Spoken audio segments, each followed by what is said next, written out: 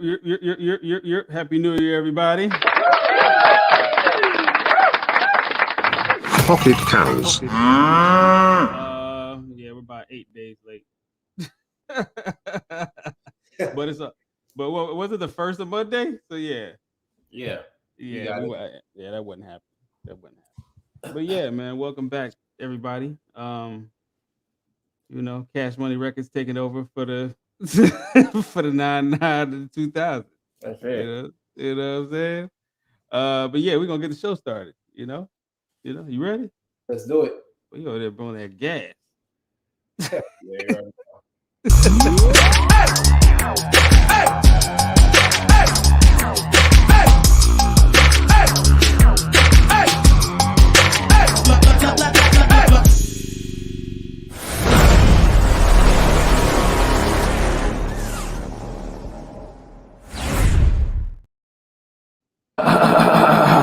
Yeah, New Year. Happy 2024. Cowmoonity.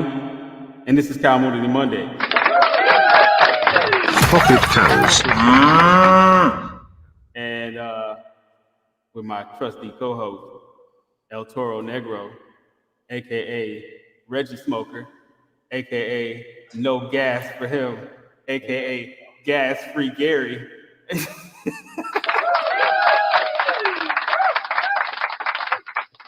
What's going on, man? Good, man. What type of intro is that, man? What you talking about? I mean, it smelled like some backyard boogie through the screen. Ain't no backyard boogie. The fact that you can smell it through the stream, I already can tell you what it is. All right. My bad. But yeah, everybody watching now, Happy New Year. We're happy to have you back. Everybody's like, "Oh, where's the show?" It's like, did you not realize that we just passed New Year's? Holiday season, man. Yeah. So I it's so funny. I made this this cover. Remember the other one I sent you? Did I send you the Santa one? The Santa one. Oh, the Santa. Yeah. When I thought we were gonna do a Christmas show.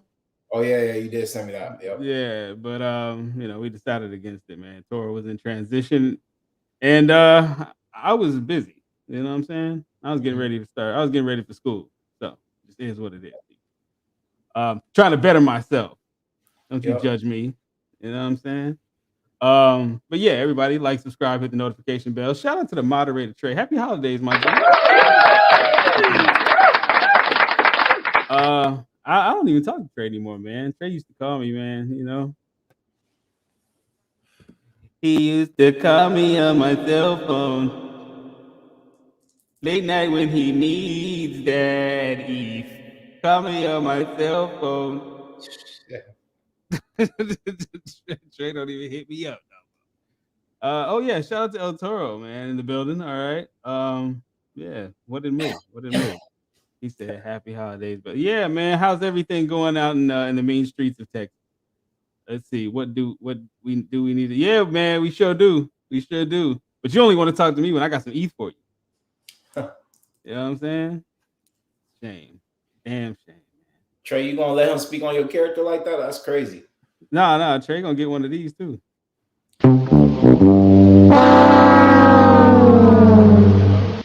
You know. That's Darren's way. That's Darren's way of saying he misses you, Trey. Yo, Trey said that ETH has been a while. We telling everybody how I run my business. And you signed an NDA for being my moderator. Better quit playing. But yeah, man. So what did you do for the holidays, good sir? Just prep for this move. As you can see, we're in a new place for 2024, and we're gonna keep this going. We're gonna keep the growth going and the opportunities out there showing. So, we relocated to stay more zero-minded on the company, get out of the city life. I'm in the middle of the woods right now, in the middle of nowhere. And we're just gonna really try to take this company up to a notch. And it's been really good. Yeah, man. I see you. You went into like Zen mode over the holidays, man. I was like, I was looking at Instagram, like, Ain't too many music background. Look at my sunglass posts on Instagram during the holiday. I was like, what? I was like, Toro ain't flexing. That's No, like no. he's not flossing on camera this during the holidays. What's going on? Yeah, man. I spent that time soul searching and definitely aligning the goals. I have a lot on my plate and a lot of responsibilities and a lot of people I can't let down, a lot of expectations of this company and how we grow it. So, I really had to take those the reality checks of everything and where I was at. And, it felt good to just give the whole social media run a slight break. I was still in contact. I didn't go missing or anything like that. I heard everything that was going around, Oh but no, that's one thing I did see was your charts. I did see those throughout the holidays. oh yeah, I've been watching Bitcoin like a stakeout, like cops watching a drug deal, So I've been watching it nonstop. you snitching on Bitcoin. I've been watching it like a hawk, man. So, as you guys can see today, that we just touched the key resistance right now, and now we're standing over 46K. Our new all-time high for this current bull run that we're seeing is $47,281. Can we hold this for 24 hours? I've always been saying with the charts that if we can stay above 46K for more than 24 hours, this is the real deal. This is the beginning cycle of a new bull run. If we close 24 hours below 39K, this was all just a sham. This is all just a scam. So we're seeing a current pump up with the rumors of ETS being approved no later than Wednesday this week.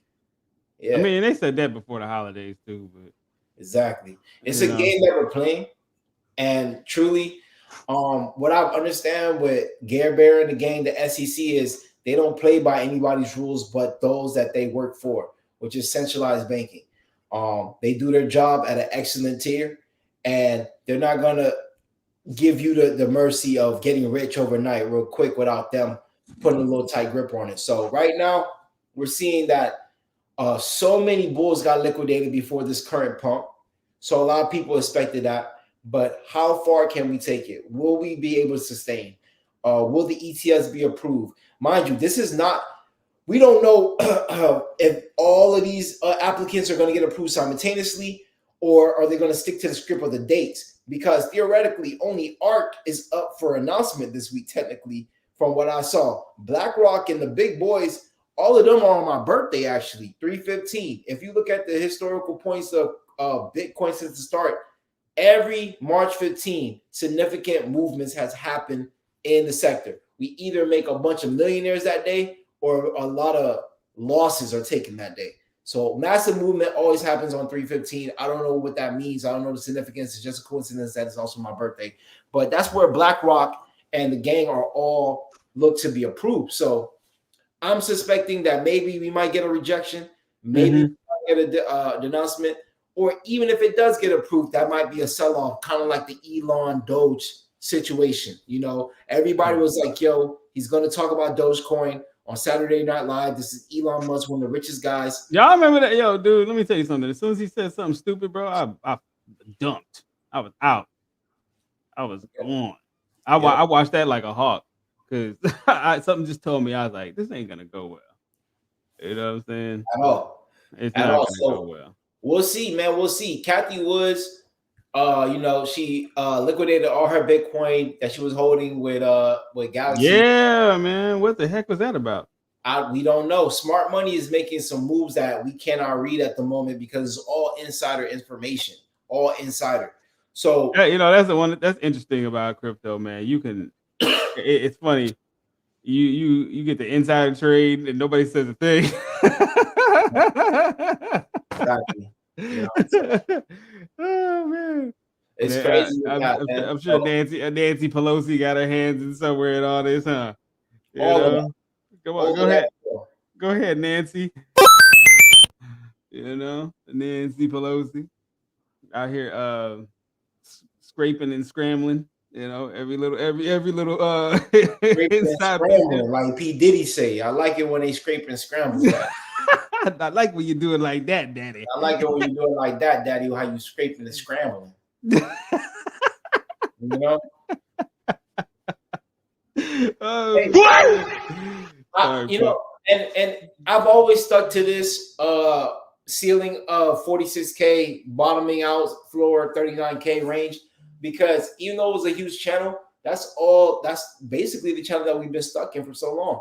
So when I look at it, either way this goes, if we continue the momentum, I'm gonna get more aggressive. I'm gonna start buying some alts. So I'm already looking at key alts, and I give that alpha of the altcoins to my community, to the Pocket Cows. right. You know, I've been in this game for quite some time. I've made a significant amount of money, timeless times. I don't see it changing in this cycle whatsoever. There are different catalysts. It's a different time. You know, history doesn't necessarily repeat the same way. I always admit that. But skill sets are skill sets. Mastering is mastering. I live and breathe blockchain. So I already have some pinpoints. I already have some key coins. Some of you guys already know. If not, check the trade group. I'm going to be dropping an updated list probably after this stream, actually. And the Telegram, the free version of those that don't have Pocket Cows, you guys won't get that for probably another week or two. You probably won't get that alpha. So, I mean, it is what it is. And whatever we are at that market point, you know, you just have to deal with it. But, you know, if you want to speed things up, get a Pocket Cow, mint a cow, start collecting these bad boys, start getting involved with an NFT collection that is not 1, not 2, but 3 years old. We're 3 years old. So it's a blessing, man. We've been through ups and downs, and we're still holding ground. You know, guys can see the company's a net worth overall projected on chain is still in the ETH right now, even though we have the rights to trade back and forth between USDC, as you guys can see, to preserve capital at times, and other alts if we see that it can grow the company substantially. We've been holding to our guns. We've been holding to our guns, and we've been elevating. So, you know, this is very interesting that, you know, this catalyst is very different, and it kind of feels surreal when it comes to this Bitcoin pump. Like that we're getting it so early before the halving, right, Darren? But at the same time, we never heard of ETF talk to this at this level, you know? Nah, not at all. I mean, it's funny. I first got introduced to got introduced to ETFs, I believe, on Robinhood. Right. And then I was watching Earn Your Leisure, and that's how I learned exactly about what they were. So the Bitcoin one is going to be something different. Something different, man. Absolutely. Well, you know, I think I suspect an initial huge pump and then a mean retraction, but it could be up only. We could just see just a twilight pump of, you know, magnitude that we never seen before, because now we're having the AOK that the government is going to start printing dollars directly into Bitcoin. And all this told me the reality of everything is the US dollar is worthless. Paper dollars, fiat is worthless. Put your wealth behind something substantial. Gold, silver, art. Bitcoin. What would you say? Art. You know, stuff that appraises, collectibles, art. You know, you got anything that you can hedge. Yeah, because stuff that will retain its value, because staying in fiat is not the wave. And for those that are planning on reaching high wealth, or that peak of wealth, or that threshold of wealth, there is going to be a purge of paper dollars. There is going to be a purge of the currency that we know and we use on a day-to-day basis. Where do we stand at that point? Because we're not elite. Just because you make a certain percentage, and you may be in a low percentage of people that make that much, that doesn't mean that you're elite. That doesn't mean you have bloodline ties and mob ties and political ties. You know, so where do you stand in all this? It's like riding the pony. You know what I'm saying? So like for instance, if you make what is it, only like 10% of Americans make over 100K a year. You know what I'm saying? So that includes men, women, you know, short, tall, fat, skinny, black, white, green, green, blue. You know what I mean? So I think the best way to graduate from, you know, just a 6-figure guy a year is to piggyback off of what the elites, quote unquote, are doing, right? And they switched it up now. They switched up the percentage on taxation now, so it's harder now to even become successful because the more money that you're making, the more taxes you're subjected to. You know, the only thing is like you're gonna have to go somewhere else for your dollar to stretch. I've been watching nonstop Thailand videos. Man, we gotta talk, bro. I didn't know it was really like that. Like, it gave me something. Like, I already know my plan is like this year, as you know, I'm planning on getting a multi-unit, multi-family. I'm trying to get 4 units. I've been studying about the NACA loan and all this stuff to really set up financial freedom. But my goal is to get as many multiple units, and then after that, split overseas for good. You know, but there's a lot of difficulties when you want to stay in other countries for extended periods of times. Like, for example, what I learned about, you gotta get your visas. You gotta get your visa in there. Right. And what I learned about the visa situation, for example, for Thailand, if you're over 50, you can get something called a retirement visa. Yeah. So that means you don't have to work. You can like go. But they got a digital nomad one. They got all that. Yeah, but the other ones, like the educational visas, you're only able to leave the country for 2 weeks out of the year. You know, that type of stuff. So, you know, it gave me a lot to think of. Like, I want the freedom of being able to travel in and out as I please. I mean, I think you got to go. You know, just go to the next country over for like a couple hours and come back in after. And it's like every 60, 90 days, something like that. So, I mean, that ain't no big deal. You know. I mean, I'm just thinking about, like, you know, being able to hop on a plane and, you know, let's go to Paris right quick. Let's go to Hawaii. Let's come back to the U.S. and visit our family. I don't like the restrictions, of that, but it has to be multi-entry. But there's so many things that we could talk about on self-preservation. You know, putting yourself behind tangible assets, structuring it that your assets are under a trust that's owned by a holdings company, and assigning yourself to be the trustee of your trust. You know, owning nothing and controlling everything. You know, exactly. Like he said it. That's the smoothest way to say it. You know, so you know, it's so much we could hit on with that. But what we're seeing is scarce assets, whether it's art, hint, or currencies or something, they hold value over time. Dude, you know what's so funny? I was explaining this to somebody, and we were talking about Bored Ape and how let me see. I think the cheapest one is still 5 figures. It's amazing. Like I was like, even after that plummet, the cheapest one is still 5 figures. And I looked at it, and they were still getting offers. I was just like, I was like, man, imagine what were they initially, like $100 and something? Something like that, yeah. Yeah, man. Or like 2 months.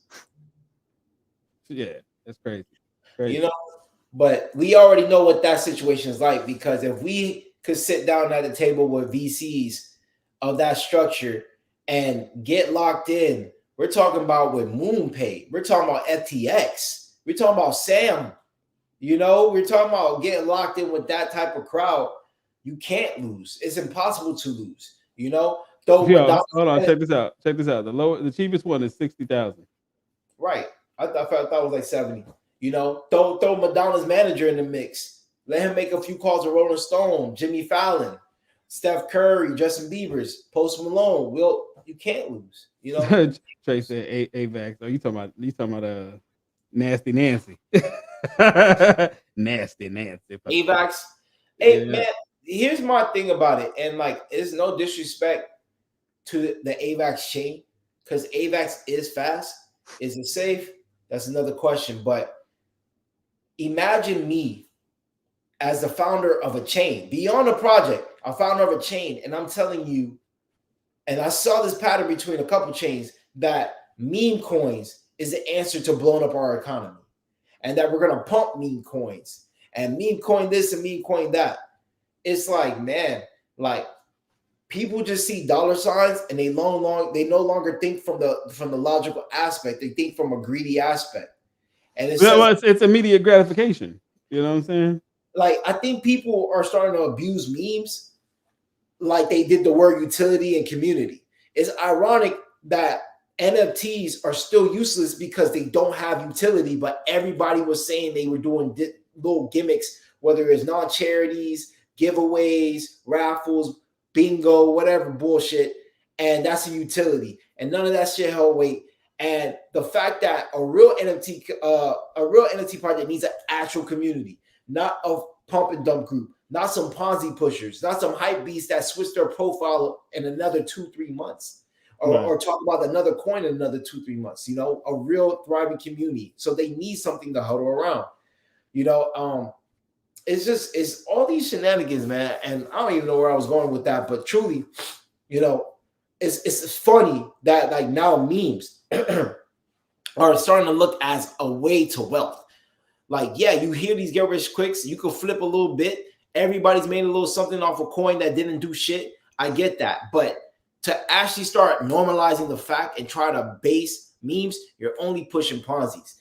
It ain't P to me. It may begin with the letter P, but you're not really pushing real. No, they're absolutely worthless.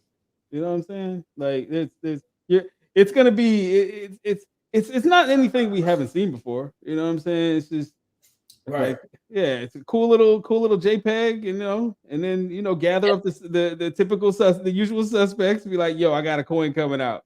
Okay, cool. Here come the same 5 to 7 dudes and chicks that you see at every freaking project. Throw them all in a Twitter space, and boom, we have a community. It's like, that ain't a real community. A community, it doesn't even have to have a real token. Because I see some of the group chats I'm in, we talk all day. I watch. I may not engage all the time, but I'm there. That's a community.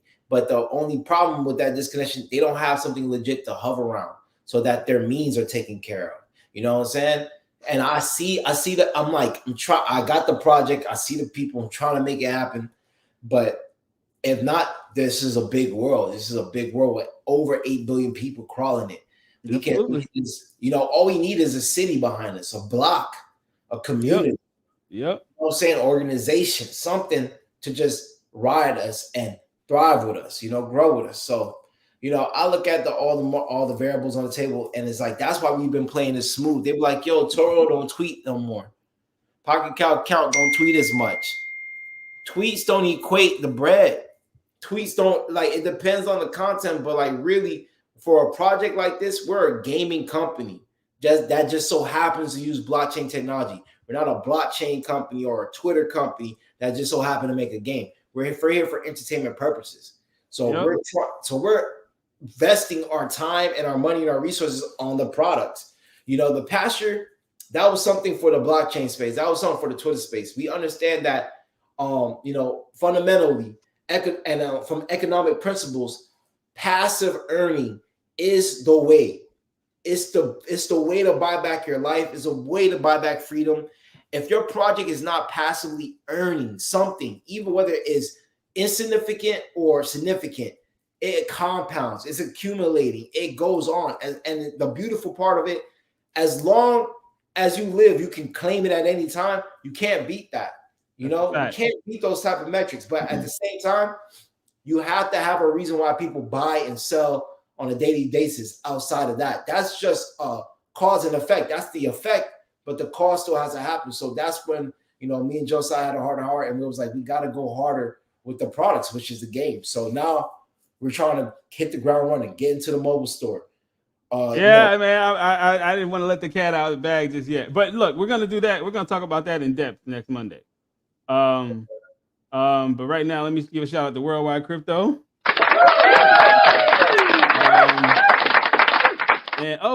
And Miss Face. Hey, Miss Face from Arkansas. How are you?